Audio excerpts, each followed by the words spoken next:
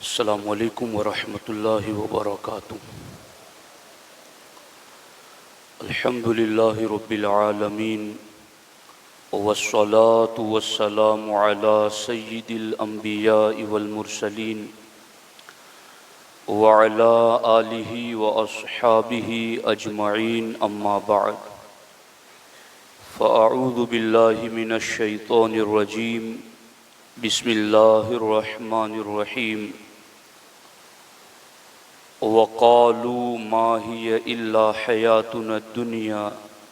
نموت ونحيا وما يهلكنا إلا الدهر وما لهم بذلك من علم إن هم إلا يظنون۔ صدق الله العلي العظيم وصدق رسوله النبي الأمين المختار الكريم الرؤوف الرحيم۔ انتہائی احترام و عقیدت کے ساتھ حضور سید المرسلین، خاتم الانبیاء، شفیع المذنبین، رحمت للعالمین، خاتم المعصومین، راحت العاشقین، صلی اللہ تعالی علیہ وآلہ واصحابہ وبارک وسلم کی بارگاہ میں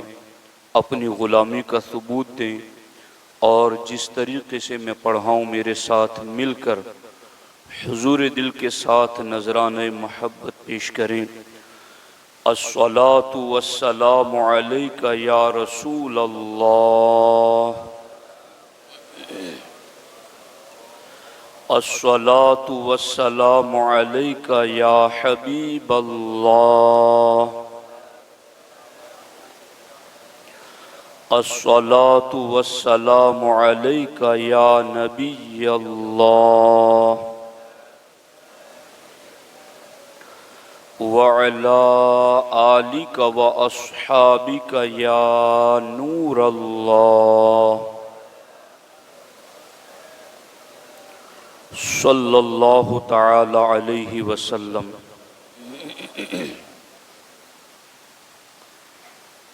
دوستان محترم، آج کے جمعۃ المبارکہ کے خطبے میں دہریت، جس کو انگریزی میں ایتھیزم کہتے ہیں، اس کے حوالے سے چند باتیں آپ تک قرآن و سنت کی روشنی میں پہنچانا چاہتا ہوں۔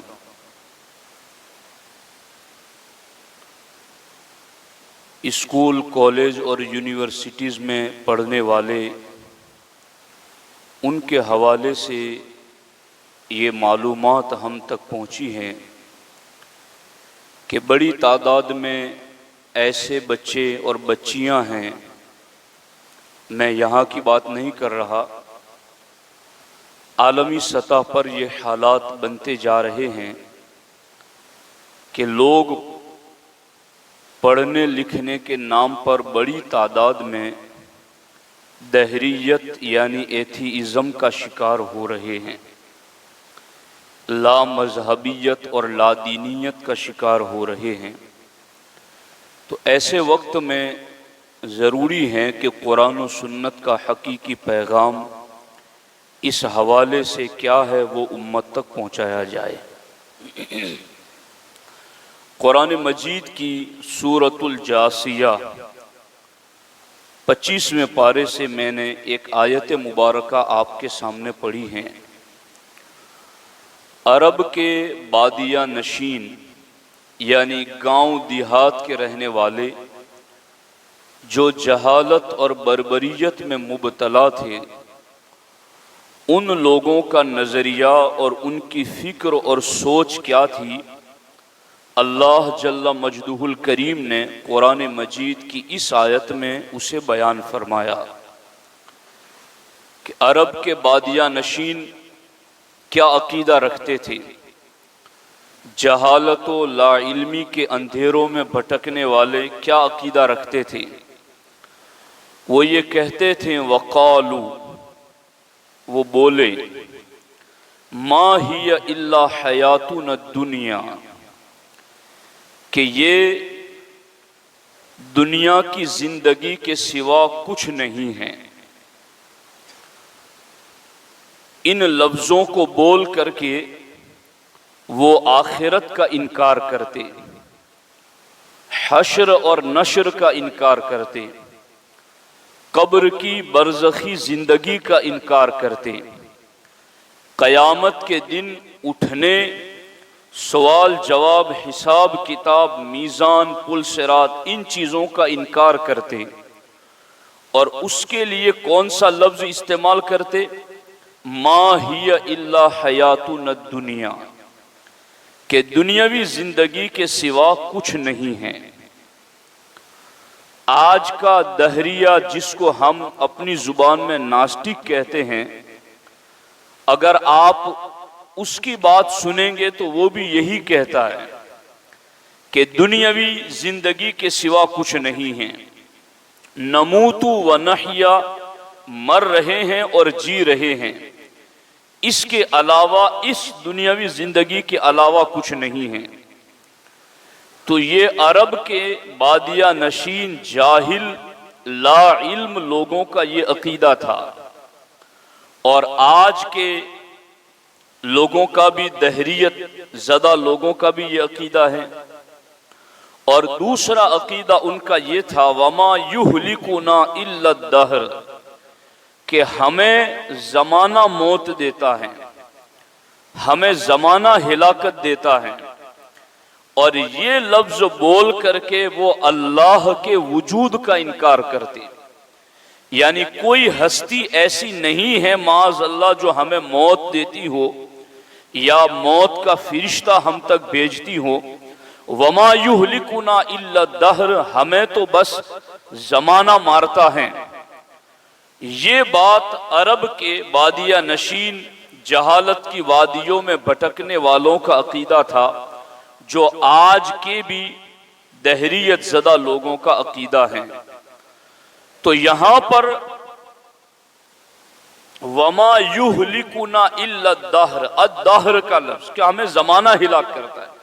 اور اسی الدہر سے دہریہ بنا، اور اسی دہریہ کو انگریزی میں ایتھیزم کہتے ہیں، اور اسی کو اردو میں لا مذہبیت، لا دینیت کہتے ہیں،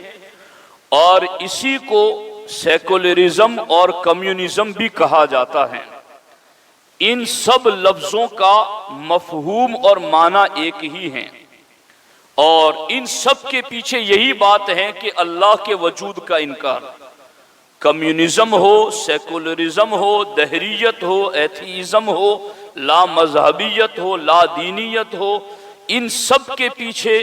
ایک مفہوم یہ ہے کہ اللہ کے وجود کا انکار، اور دوسرا مفہوم اس دنیاوی زندگی کے سوا ہر زندگی کا انکار،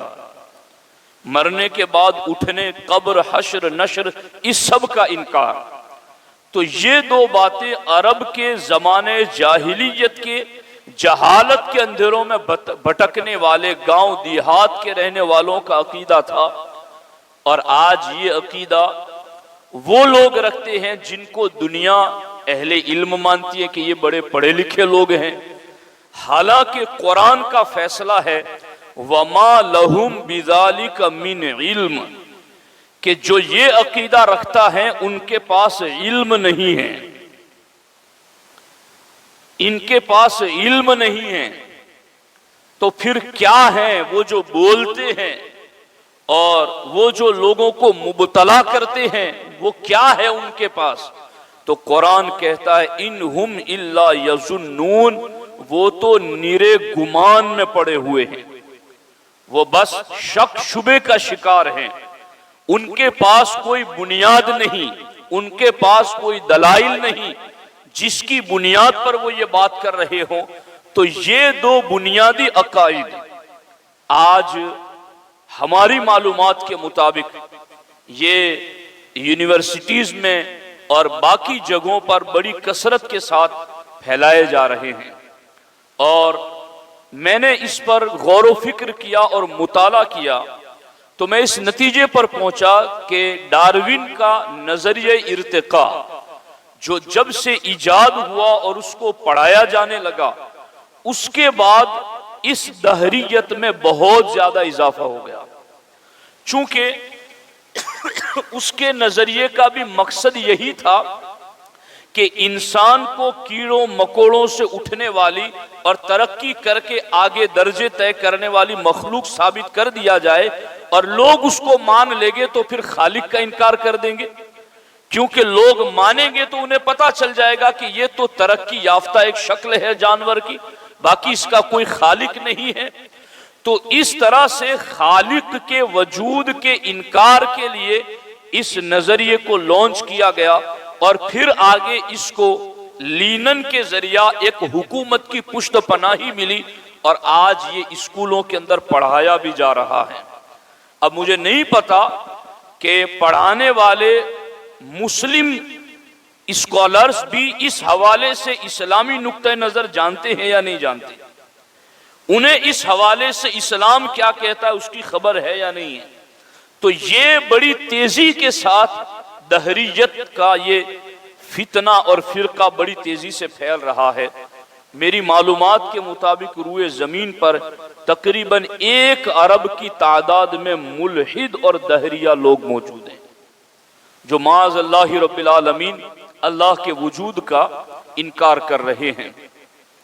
تو پہلی بات تو یہ یاد رکھیں، چونکہ ہم اس کو جمعۃ المبارکہ کے خطبات میں کنٹینیو کریں گے اور اس پر مسلسل گفتگو کریں گے آپ کے سامنے، تو سب سے پہلے آپ یہ 2 چیزیں یاد رکھ لیں کہ ان ناسٹک لوگوں کا جو بنیادی ہے مقصد، وہ 2 چیزوں کا انکار ہے: دنیاوی زندگی کے سوا برزخ کی زندگی، اٹھنا باس بادل موت حساب کتاب، اس سب کا انکار، اور دوسرا ان کا بنیادی نظریہ ہے اللہ کے وجود کا انکار۔ وہ اس دنیا ہی کو ازلی ابدی مانتے ہیں کہ یہ دنیا ہمیشہ سے اور ہمیشہ رہے گی، اس کو فنا نہیں ہے۔ اب اس سلسلے میں امام اہل سنت امام احمد رضا خان محدث بریلوی علیہ الرحمہ نے فتح رضویہ شریف کی 9ویں جلد میں آپ نے فرمایا کہ موت نیست و نابود ہو جانے کا نام نہیں، جیسا کہ دہریہ اور طبعیین کہتے ہیں۔ تو دہریہ لوگوں کا کیا عقیدہ ثابت ہوا کہ یہ لوگ موت کو نیست و نابود ہو جانا مانتے ہیں، کہ مر گیا ختم ہو گیا، اب اس کے بعد کچھ نہیں ہے۔ تو یہی قرآن کا مفہوم ہے کہ وہ یہ کہتے تھے ما ہی الا حیاتنا الدنیا، کہ دنیاوی زندگی کے سوا کچھ نہیں ہے۔ تو وہ دہریہ لوگ موت کو نیست و نابود ہو جانا مانتے ہیں، کہ جس طرح لکڑیاں جل کے راکھ ہو کر ختم ہو گئی، بس اسی طرح انسان مرا اور ختم ہو گیا، اب بعد میں کچھ نہیں ہے۔ یہ دہریہ لوگوں کا عقیدہ ہے۔ اور امام اہل سنت نے فتح رضویہ شریف کی 14ویں جلد میں کافر مجاہر کی 4 قسمیں ذکر کی، یعنی جو کھلے عام اللہ کے وجود کا انکاری ہے، اس کی 4 قسمیں بیان کرتے ہوئے اعلیٰ حضرت نے فرمایا، پہلی قسم دہریہ، کہ خدا ہی کا منکر ہے۔ تو ان 2 حوالہ جات سے بھی یہ بات ثابت ہوئی کہ دہریہ وہ لوگ ہیں جو خدا کے وجود کے انکاری ہیں، اور دہریہ وہ لوگ ہیں جو موت کے بعد والی زندگی کے انکاری ہیں۔ اور اس کو ہم نے ویکیپیڈیا پر بھی سرچ کیا، چونکہ وہاں سے لوگوں کو انفارمیشن ملتی ہے اور لوگ سمجھتے ہیں کہ وہاں صحیح تعریف کی گئی ہے،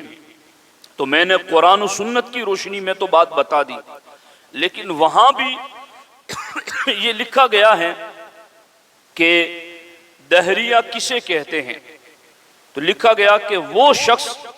جو نہ خدا کا قائل ہو اور نہ اس کی صفات کا قائل، اسے ملحد اور دہریہ کہا جاتا ہے۔ یہ لوگ عموماً مادے کو غیر فانی کہتے ہیں، میٹریلزم۔ یہ لوگ مادے کو لافانی کہتے ہیں کہ یہ لافانی ہے، یہ ہمیشہ رہے گا، باقی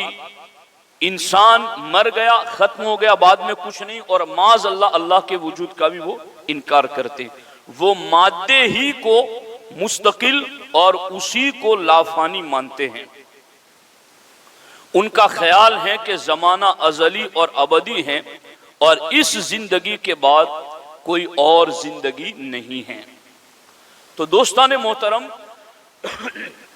یہ باتیں سمجھانا اس لیے بھی ضروری ہے کہ ہم نے اس حوالے سے بھی معلومات حاصل کی کہ کئی چینلوں پر بھی، یوٹیوب کے ذریعہ بھی اس طرح سے دہریت کو بڑی تیزی کے ساتھ پروموٹ کیا جا رہا ہے، اور اس میں جو لوگ مبتلا ہوتے ہیں وہ لوگ مبتلا ہوتے ہیں جو دینی علوم سے بے خبر ہوتے ہیں، جن کے پاس دین کا علم نہیں ہے، وہ بہت جلد ایسی باتوں میں مبتلا ہو جاتے ہیں۔ تو ہم نے تو بارہا یہ بات آپ کے سامنے عرض کی ہے کہ جہالت سے بڑا اندھیرا کوئی نہیں ہے۔ ایک شخص روزانہ یہ دیکھتا کہ راستے سے لوگ گزرتے ہیں تو دھڑا دھڑ گرتے ہیں، زخم آتا ہے، چوٹ لگتی ہے، چیخو پکار کرتے ہیں۔ اس نے غور کیا کہ اس راستے پر لوگوں کو کیا ہو رہا ہے، کیوں لوگ اتنے گر رہے ہیں، زخم آتا ہے، چوٹ آتی ہے، تکلیف ہوتی ہے۔ اس کو غور کرنے کے بعد پتا چلا کہ یہاں اندھیرا ہے، اور اس اندھیرے میں لوگوں کو نظر نہیں آتا کہ اتار چڑھاؤ کہاں ہیں، اونچ نیچ کہاں ہیں، نشیب و فراز کہاں ہے، کہاں پھسلن والی جگہ ہے، کہاں پاؤں پھسلتے، لوگوں کو نظر نہیں آتا، اس لیے لوگ گرتے ہیں۔ اس نے وہاں پر ایک بلب لگا دیا، روشنی کر دی۔ اب اس اجالے اور روشنی کا اثر یہ ہوا کہ اب کسی کو ٹھوکر نہیں لگتی، اب کسی کو زخم اور چوٹ نہیں آتی، لوگ سلامتی کے ساتھ گزرتے ہیں۔ لوگوں کو احساس ہو گیا کہ چونکہ اندھیرے میں نظر نہیں آ رہا تھا اس لیے لوگ گر جاتے، ٹھوکر لگتی، مگر اب اجالا ہو گیا تو نظر آتا ہے۔ اب چلتے ہیں تو احتیاط کے ساتھ چلتے ہیں، دیکھ دیکھ کے چلتے ہیں، قدم کہاں رکھنا ہے کہاں نہیں رکھنا۔ تو بس یوں ہی سمجھ جاؤ کہ دینی علوم سے جو بے خبر ہے وہ جہالت کے اندھیروں میں بھٹک رہا ہے، اس کا قدم کہاں ٹھوکر کھا جائیں، کہاں پھسل جائیں، کہاں بد عقیدگی اور بد عملی کا زخم آ جائے، اس کی کوئی گارنٹی نہیں ہے۔ لیکن اگر وہاں علم دین کا بلب جلا دیا جائے تو انسان بد عقیدگی کی ٹھوکروں سے محفوظ ہو جاتا ہے، وہ بد عملی کی ٹھوکروں سے بچ جاتا ہے۔ تو یہ جو دنیاوی علوم کے نام پر، یہ جو یونیورسٹیز میں پڑھائی کے نام پر، یہ جو بڑی تیزی کے ساتھ جو دہریت قوم کی طرف مائل ہو رہی ہیں، اس کی سب سے بڑی وجہ، اور لوگوں کا اس میں مبتلا ہو جانا، اس کی سب سے بڑی وجہ یہ ہے کہ دینی علوم سے بے خبری ہے۔ لوگ دینی علوم سے واقف نہیں ہیں۔ جتنے سائنس دانوں کے نظریات انہیں پتا ہے، اتنی قرآن کی آیتیں انہیں یاد نہیں۔ سائنس کیا کہتی ہے، کس کا کیا نظریہ، کیا تھیوری ہے، اس کے بالمقابل اسلام کیا کہتا ہے، اس کی کوئی خبر نہیں۔ تو بس یہ لا علمی اور جہالت ہی بندے کو ٹھوکر لگا دیتی ہے، اور پھر وہ گرتا ہے اور گرتا چلا جاتا ہے۔ تو اس لیے اس بات کو یاد رکھیں کہ ہم اس کائنات کو لافانی نہیں مانتے، فانی مانتے ہیں۔ اس دنیا کی ایک ابتدا ہے اور اس کی ایک انتہا ہے۔ اگر گھر کا نظام، مسجد میں لگے ہوئے پنکھوں کا سسٹم بغیر کسی کے چلائے نہیں چلتا ہے، تو اس پوری کائنات میں ہواؤں کے چلنے کا نظام، چاند اور سورج کے نکلنے کا نظام، دریاؤں کے بہاؤ کا نظام، موسموں کا نظام، ستاروں کے نکلنے کا نظام، اسی طرح سے زمین کے سبزے اگانے کا نظام، یہ پورا نظام جو اتنی ترتیب سے چل رہا ہے، بالیقین اس پورے نظام کا ایک خالق ہے اور اسی کو اللہ وحدہ لا شریک کہا جاتا ہے۔ مگر اس کو سمجھنے کے لیے ہمیں دلائل پر غور کرنا ہوگا۔ میں آپ کو بالترتیب لے کے چلوں گا۔ قرآن کی ان آیتوں میں آپ غور کیجیے جن آیتوں میں اللہ نے آسمان کی تخلیق ذکر فرمائی کہ آسمان کو ہم نے کیسے پیدا کیا۔ اللہ تعالیٰ فرماتا ہے بغیر عمد ترونہا، دیکھتے نہیں ہم نے بغیر ستون کے آسمان کو پیدا کیا، اور صرف ایک نہیں 7 سماوات، ہم نے 7 آسمان ایسے پیدا کیے۔ اسی طریقے سے زمین، اللہ رب العزت نے وَالْأَرْضَ بَعْدَ ذَلِكَ دَحَاهَا وَكَانَ عَرْشُهُ عَلَى الْمَاءِ، اللہ کا عرش پہلے پانی پر تھا، پھر اس پانی کے اوپر اللہ جل مجدہ الکریم فرماتا ہے ہم نے زمین کو پھیلا دیا، ہم نے زمین کو پھیلا دیا۔ اب اللہ کی قدرت دیکھو، ایک بالٹی پانی میں اگر ہم مٹی ڈالیں گے تو وہ مٹی تہ میں چلی جائے گی، اوپر نہیں رہے گی، لیکن اتنی بڑی زمین کو اللہ نے پانی پر بچھا دیا ہے۔ نہ پانی مٹی کو گلا دیتا ہے اور نہ مٹی پانی میں چلی جاتی ہے، بلکہ دونوں کے درمیان اللہ نے ایک ایسا پردہ رکھا ہے کہ پانی اپنی جگہ پر رہے، مٹی اپنی جگہ پر رہے۔ اللہ تعالیٰ فرماتا ہے میری ان آیتوں میں اور میری ان قدرت کی نشانیوں میں تم غور کرو۔ آپ اسی طریقے سے سورج کو دیکھیں، چاند کو دیکھیں کہ وقت پر اس کا نکلنا، وقت پر اس کا غروب ہونا، موسم کے اعتبار سے اس کے طلوع اور غروب میں فرق کا آنا۔ ان فی خلق السماوات والارض واختلاف اللیل والنہار، اللہ رب العزت فرماتا ہے آسمان و زمین کی پیدائش میں اور رات دن کے آنے جانے کے وقتوں کے اختلاف میں تم غور کرو، تمہیں میری قدرت کی نشانیاں نظر آئیں گی۔ والسحاب المسخر بین السماء والارض، اور آسمان و زمین کے درمیان ٹنوں من پانی بھرے ہوئے بادل،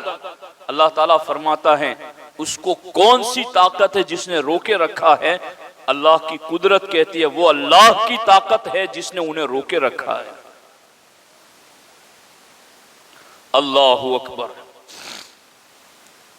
وفی الارض قطع متجاورات وجنات من اعناب وزرع ونخیل سنوان وغیر سنوان یسقى بماء واحد، اللہ تعالیٰ فرماتا ہے زمین کا ایک ہی حصہ ہے اور ایک ہی حصے پر اعناب، کہیں انگور کے درخت لگے ہوئے ہیں، کہیں کسی اور قسم کے درخت لگے ہوئے ہیں، یسقى بماء واحد، سب کو ایک ہی پانی سے سیراب کیا جاتا ہے، مگر پھل کھاؤ تو ہر درخت کے پھل کا ذائقہ جدا جدا ہے۔ پانی ایک ہے، زمین ایک ہے، مگر وہ کون سی طاقت ہے جو ہر درخت کے پھل کے اندر طاقتیں جدا اور لذتیں جدا رکھتی ہیں؟ وہ وحدہ لا شریک کی ذات ہے۔ تو دہریت اللہ کے وجود کا انکار کرتی ہیں، تو اللہ کے وجود میں یہ نشانیاں اللہ رب العزت نے قرآن میں رکھی ہیں۔ ان آیتوں پر ہم غور کریں گے تو ہمیں اللہ رب العزت کی معرفت ملے گی، اللہ کی بارگاہ تک رسائی کا ہمیں اصول ملے گا۔ اور اسی طریقے سے کہ وہ جو یہ کہتے ہیں کہ مرنے کے بعد اٹھنا نہیں ہے، ما ہی الا حیاتنا الدنیا، بس دنیا کی ہی زندگی، اس کے بعد کچھ نہیں ہے، تو دوستان محترم غور کیجئے ان باتوں کو کہ دنیا کی زندگی کے بعد کوئی زندگی نہیں ہے، فنا ہو جانا، ختم ہو جانا، سب کچھ ختم ہے۔ تو پھر آپ غور کریں ان شہداء کی زندگی پر کہ جنہیں صدیوں کے بعد قبروں سے نکالا گیا، تو تو ان کے جسم تو کیا ان کے کفن بھی سلامت رہے۔ تو اگر یہ سب کچھ فنا یعنی بالکل ختم ہی ہو جانا، اس کے بعد کچھ نہیں ہے، تو یہ شہداء کے جسم کیوں سلامت ہیں؟ اور شہداء کے جسم سلامت ہیں تو جن انبیاء کا کلمہ پڑھ کے یہ شہید ہوئے، تو کلمہ پڑھنے والے امتیوں کا جسم سلامت ہیں، تو کلمے والے نبیوں کا جسم کیوں سلامت نہیں ہے؟ تو یہ سب غور کرنے کا مقام ہے۔ تو سب سے بڑی بات جو ہمارے یہاں جس چیز کی وجہ سے یہ فتنہ پھیل رہا ہے، اس کی سب سے بڑی وجہ لا علمی اور بے خبری ہے۔ اس لیے دوستان محترم، اللہ وحدہ لا شریک کے وجود کا انکار بڑی تیزی سے ہو رہا ہے، اور مرنے کے بعد اٹھنے کا انکار، اس کا بھی بڑی تیزی سے انکار کیا جا رہا ہے، اور اسی دنیا کو لافانی مانا جا رہا ہے۔ ایسے وقت میں ہماری قوم کے ہر پیر و جوان، ہر بزرگ اور ہر جوان، مرد عورت، سب کو ان عقائد کا علم ہونا چاہیے۔ میں نے بھی آتے ہوئے اپنے ساتھیوں سے بات کی تو انہوں نے بتایا، اور ہمارے ایک مولانا ساتھی نے بھی مجھے بتایا کہ کئی اسلامک اسکالرز کا نام لے کر کے بھی لوگ اس طرح کی باتیں کرتے ہیں، اور در حقیقت وہ اسلام کی اس اصل کو ڈھا دینا چاہتے ہیں۔ اور میں تو کئی ایسے لوگوں کو بھی جانتا ہوں جو باضابطہ پیری مریدی کے لیبل میں بھی آ کر کے اس طرح کی بات کرتے ہیں کہ نماز کوئی چیز نہیں ہے، حج زکوٰۃ کوئی چیز نہیں ہے، ہمارا دیدار کر لو، یہی سب کچھ ہے۔ تو میں یہ سمجھ رہا ہوں یہ دہریت کے جدا جدا روپ ہیں۔ ہمارے لیے قرآن ہے، سنت ہے، فقہا ہے، علماء ہیں، ان کتابوں کو پڑھو اور ان میں جو کچھ بزرگان دین کی تعلیمات ہیں اس پر ثابت قدمی کے ساتھ جمے رہو۔ یہ دور پرفتن ہے، یہی وہ دور ہے جس کے بارے میں اللہ کے رسول علیہ السلام نے فرمایا القائم علی الحق کالآخذ فی کفہ الجمرہ، کہ حق پر قائم رہنے والا ایسا مصیبتوں میں گر جائے گا ایسا جیسے کہ کوئی بندہ ہاتھ میں انگارہ اٹھا لے۔ اتنا دشوار اور پرفتن دور ہے، ایمان سب سے قیمتی چیز ہے، اس کی حفاظت کی ہمیں تدبیر کرنی چاہیے۔ اللہ جل مجدہ الکریم کی بارگاہ میں دعا ہے اللہ تعالی ہم سب کے ایمان و عمل کی حفاظت فرمائے اور اللہ استقامت نصیب فرمائے۔ السلام علیکم ورحمۃ اللہ۔